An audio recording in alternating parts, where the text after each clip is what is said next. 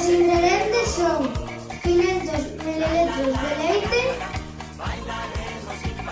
75 miligramos de farina, 6 ovos, un puñado de sal, 75 mililitros de mantequilla e unha batidora.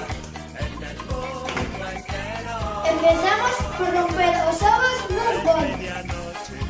Y en la cañada suena una samba, es carnaval, blancos y negros, hasta mañana, todo se olvida, es carnaval.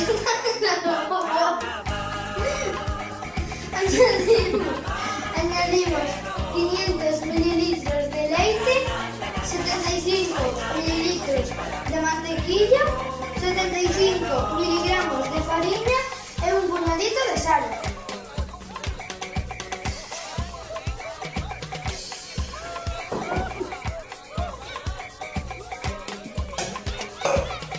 Carnaval, carnaval, carnaval te quiero. La la la la la la la. Y ahora revolvemos. Todo batidillo. Esperar 30 minutillos. Una vez pasada media hora, nos ponemos más ahora. ¿Qué haces? Hay que poner mantequilla Ya está. Alegre el alma, la batucada que hará bailar Después hay que echar lo que vasimos allí. mañana, porque esta noche es carnaval, carnaval, carnaval.